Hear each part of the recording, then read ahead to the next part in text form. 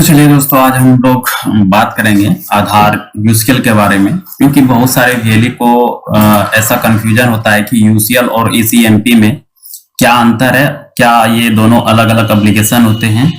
तो उन्हीं सभी चीजों के बारे में हम चर्चा करेंगे कि आप कैसे यूसीएल में काम कर सकते हैं और आपका जो भी यूसीएल में काम होता है वो कैसे होता है। और आपका जो समझ लीजिए, आप जो ईसीएमपी में करते हैं उसमें दो प्रकार के इनरोलमेंट किए जाते हैं, जिसमें कि आप बायोमेट्रिक अपडेट कर सकते हैं और न्यू आधार इनरोलमेंट कर सकते हैं। और उसमें दो तरह का इनरोलमेंट होता है, एक ऑफलाइन एक ऑनलाइन। और यूसीएल जो है ये केवल आप अपडेट के लिए है, ये डेमोग्राफिक अपडेट आप कर सकते हैं, ओनली डेमोग्राफिक। तो डेमोग्राफिक में क्या क्या आता है, तो हम सबसे पहले ये जान लेते हैं कि डेमोग्राफिक में क्या क्या आता है। तो सबसे पहले आपका जो भी डेमोग्राफिक डाटा है, आपका सबसे पहले नाम आता है, उसके बाद डेट ऑफ बर्थ आता है, उसके बाद जेंडर आता है और एड्रेस आता है और मोबाइल नंबर और ईमेल आईडी। ये सभी जो भी है वो डेमोग्राफिक है। अगर आप बायोमेट्रिक ले लेते हैं तो बायोमेट्रिक में आता है आपका जो भी आईज होता है और आपका फोटो होता है और आपका बायोमेट्रिक जो भी उंगलियां होती हैं तो वो बायोमेट्रिक होती है। अगर आप ऑनलाइन अपडेट करते हैं तो ईसीएमपी में आपको ऑनलाइन मोड पे जाना होगा। अगर आप ऑफलाइन अपडेट कर रहे हैं तो आपको यूसीएल केंद्र पे जाना है, जहां से आपको जो भी अपडेट है वो मिल जाएंगे। सबसे पहले दोस्तों आप देख सकते हैं, ये मेरा लैपटॉप यूसीएल का लैपटॉप है। आप देख सकते हैं यहाँ से हम जो भी आईपी स्टैटिक, इसमें एक ही फंक्शन दिया गया है कि अगर आप कोई भी यूसीएल केंद्र खोलना चाहते हैं तो सबसे पहले उसको आईपी स्टैटिक लेना पड़ता है, स्टैटिक आईपी लेना पड़ता है, ताकि वो एक सेंटर से दूसरे सेंटर पे ना जाएं और ना काम करें। तो सबसे पहले दोस्तों आप ब्राउजर में जैसे आप टाइप करेंगे, अगर आपका स्टैटिक आईपी कनेक्ट रहेगा तो आप इस तरीके से टाइप करेंगे तो आपके सामने में इस तरीके से शो होगा। ओनली ये आईपी जो मेरा है ये स्टैटिक आईपी है मेरा। तो इस तरीके से आप देख सकते हैं दोस्तों, ये आईपी मेरा व्हाइट लिस्टेड है यूसीएल के साथ में। अगर ये आईपी मेरा कनेक्ट रहेगा तभी यूसीएल चलेगा। तो सबसे पहले दोस्तों आप देख सकते हैं यूसीएल का इस तरीके से इंटरफेस रहता है। तो सबसे पहले आप दोस्तों यहाँ से देख सकते हैं डाटा मेरा शो कर रहा है, कितना हम अपडेट किए हैं। उसके बाद आप जिस तरह से ईसीएमपी में आप करते हैं काम, सेम उसी तरीके से सेम एप्लीकेशन है, बट इसमें ऑनबोर्ड नहीं करना पड़ता है। और ईसीएमपी में आपको जैसे अनबोर्ड करते हैं तो उसके बाद ही आपका जो भी ऑपरेटर सिंक्रोनाइज वगैरह है आपका खुलता है। और यूसीएल में क्या है कि आप डायरेक्टली जब जो आपका क्रेडेंशियल है उससे आप डायरेक्टली लॉगिन करेंगे तो आपका यूसीएल जो भी सॉफ्टवेयर है वो खुलेगा। तो आप देख सकते हैं दोस्तों, अगर इसमें हम जाके ईसीए में जाके ऑनबोर्ड करेंगे तो इसमें क्या करते हैं, इनरोलमेंट वाला जो भी हाईलाइटेड है वो हो जाएगा, हाईलाइटेड वाला ऑप्शन आ जाएगा मेरे में।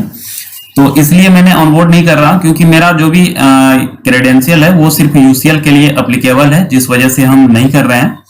तो मेरा यूसीएल चल रहा है दोस्तों। तो आप देख सकते हैं इसमें तीन ऑप्शन आता है, एक ऑनलाइन अपडेट, एक प्रिंट आधार, एक ऑनलाइन डॉक्यूमेंट अपडेट। तो सबसे पहले दोस्तों अभी डॉक्यूमेंट अपडेट के बारे में जानेंगे कि डॉक्यूमेंट अपडेट जो है दोस्तों बहुत तरह का मतलब जिसका 10 साल पहले बना था उसका अपडेट करना है, क्योंकि उस समय विदाउट डॉक्यूमेंट आधार जनरेट हो रहा था, जिस वजह से अभी देख रहे हैं सभी सरकारी कामों में आधार कार्ड का ही उपयोग किया जा रहा है। बट आधार कार्ड में ही कोई डॉक्यूमेंट अपडेट नहीं है, वो विदाउट अनडॉक्यूमेंट का बना हुआ है। तो आप कैसे उसको सिक्योर करेंगे आप डॉक्यूमेंट के साथ में।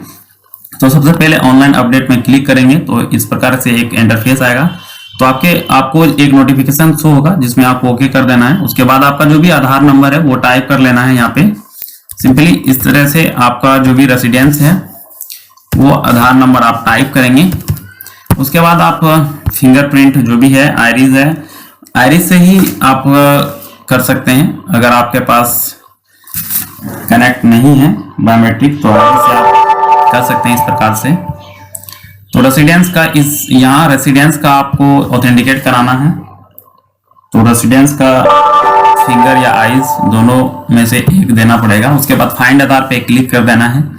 जस्ट फाइंड आधार पे क्लिक करने के बाद आपके सामने में जो भी आधार में जो भी बायोमेट्रिक जो भी डेमोग्राफिक डाटा है वो आपके सामने में शो होगा।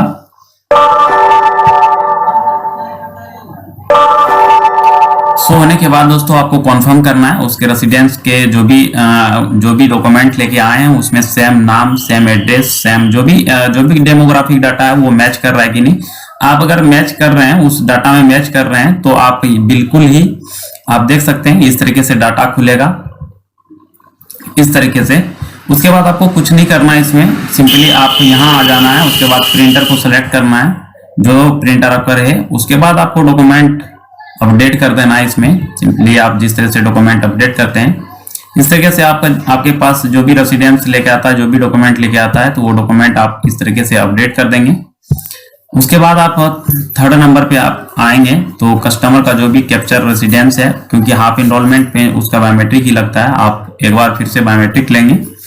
उसके बाद रिव्यू पे आप क्लिक करेंगे, जो भी डाटा है वो आपके सामने आ जाएगा।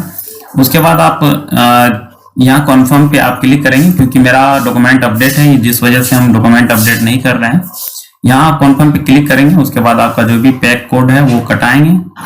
उसके बाद वहां आप पेस्ट करेंगे। उसके बाद सबमिट करेंगे। जैसे आप सबमिट करते हैं, सेम जैसे इनरोलमेंट आप करते हैं, उसी तरीके से आपके सामने में आपको करना है।